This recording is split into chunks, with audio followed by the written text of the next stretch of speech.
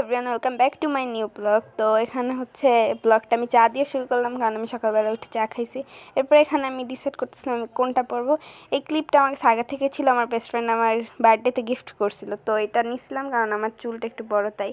এখানে হচ্ছে এটা হচ্ছে আমার মামাতো ভাই, ও অনেক কিউট, তোমরা মাশাআল্লাহ বলে যাবা। এদিকে আমাদের ছাদে আবার হচ্ছে সরিষা গাছ লাগাইছিল, তো ওই ফুলগুলো নিয়ে একটু নাড়াচাড়া করতেছিলাম। পরে ছাদ থেকে এসে পিঠা খাইলাম। এরপরে হচ্ছে আমি এই জিনিসটা বানাইছিলাম, এটা হয়তো বা তোমরা আমার শর্টস ভিডিওতে দেখে ফেলছো, এটা আমার অনেক ভালো লাগছে।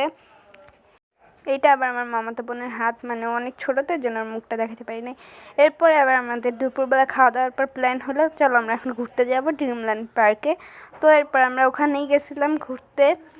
এই পার্কটা অনেক সুন্দর, ছোটোখাটো একটা পার্ক কিন্তু অনেক সুন্দর, অনেকগুলা রাইড আছে। তো আমরা অনেকগুলো রাইডে উঠছি, অনেক ভালো লাগছে আমাদের।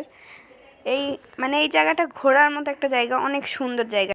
ওখান থেকে এসে আমি আবার হচ্ছে পিঠা বানিয়েছিলাম, পিঠা খেতাম। এরপরে এই জার্নালটা করছিলাম, এটা হয়তো বা তোমরা আমার শর্টস ভিডিওতে দেখেই ফেলছো।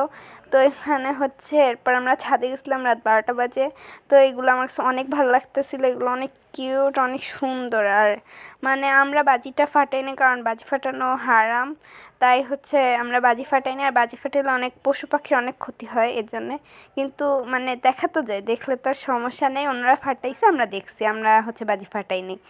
তো এগুলো দেখতে অনেক সুন্দর লাগতেছিল। আজকের মতো এই পর্যন্ত, আল্লাহ।